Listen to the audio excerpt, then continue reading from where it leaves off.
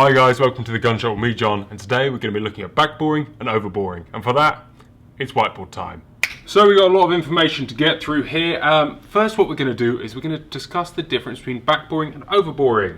Back versus over. So backboring essentially is when you have a gun with this X bore diameter and you start from the back, the chamber end, and you remount the bore to make it a wider diameter. So what both have in common is an increased bore diameter over standard. A standard 12 bore is normally 0.729 of an inch, however it is accepted that it can go either side of that by a fair amount. 729 of an inch is 18.5 millimeters. That 18.5 millimeters is the distance measured from the internals of your bore. Overboring is what most manufacturers will do instead of actually backboring them.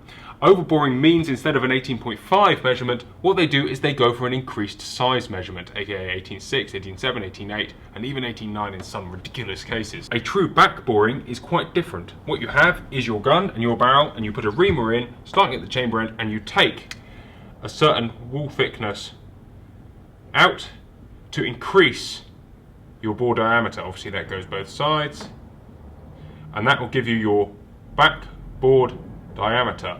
It was a long time ago a good way to increase choke on a fixed choke gun. Obviously if you take it up to here, your choke constriction will then be greater over the bore diameter. Okay, backboring versus overboring cleared up, and really what we're going to be speaking about more is overboring than backboring. So you will commonly see bore sizes between 18.3 and 18.8.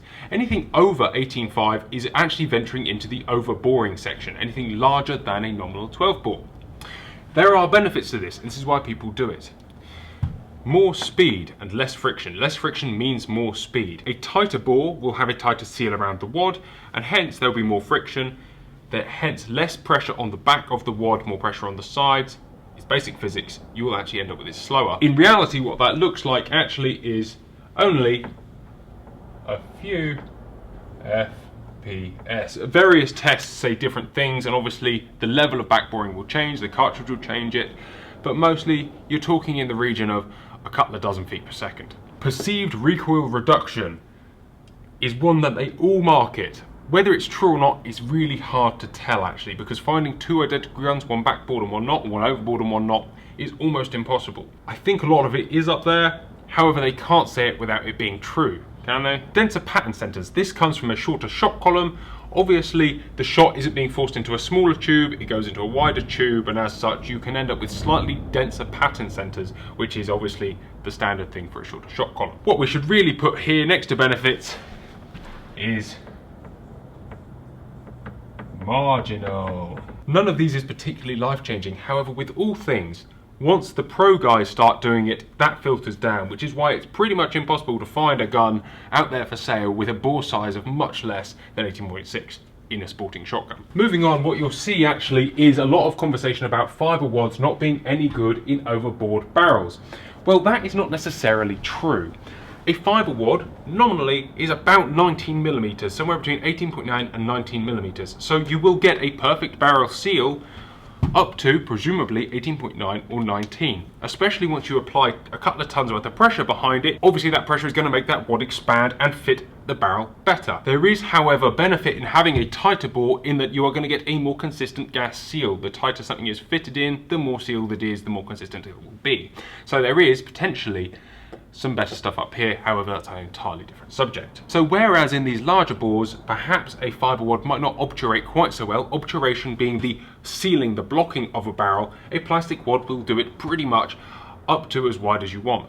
This is because in the back of a plastic wad is a little pocket, so you have sort of something that looks like that, and when it gets shot into the barrel, it does squeeze ovular, and as such will fit a really wide bore with perfect obturation every time. There's also a lot less friction through plastic wads and so on and so forth, but this isn't a plastic versus fibre debate either. Generally speaking, however, if you're going up past 18.7 into the 18.8, 18.9 or even 19 millimeter department, you really don't want to be using fibre wads if you're after that maximum consistency. So backboring, how far can they go? Well, I suppose that really depends on your barrel thickness. If you've got very thick barrels, they can take out a lot of meat without it being dangerous.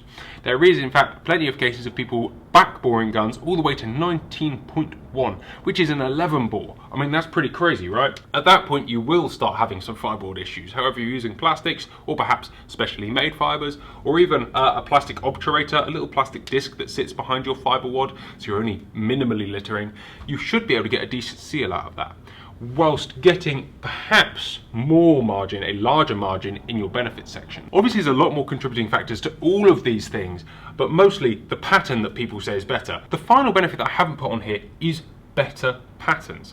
However, there are many other contributing factors to a good pattern. Essentially what they're saying is that having a wider bore will give you less deformed pellets, more perfectly spherical pellets, a more consistent pattern. Some of these factors include, but are not limited to, the forcing cone. Different forcing cone lengths will give you different patterns, the type of forcing cone that goes down into your bore. So this boils down to, is it worth it? In reality, who knows? It's a great marketing tool. It's a massive placebo. You will see slight benefit. You will see slight benefit. Essentially, a lot of these benefits could be negligible. The tiny marginal gains that you will find by having an overbored gun, we're not really talking about backboring here because backboring is now so rare that it actually doesn't bear that much thinking about. I don't know many people who have their barrels backbored, and I think there's only 3 or 4 people in the UK who could even backbore a barrel for you if you're mad enough to have it done. So I suppose what I'm saying is it's not the be all and end all, right? If your gun's not backbored, it's not going to make you a worse shot. If your gun is backbored, it's not going to make you a better shot. In fact, I know some of the best shots I know will refuse to buy a gun over 18.5, and in fact will aim for the 18.3, 18.4 mark. So I suppose that's pretty much all I have to say. It's got it explained. Is it worth it? Probably not. Is it a great marketing tool? Damn right it is. Alright, thank you very much for watching, guys. Take care, and we'll see you next time.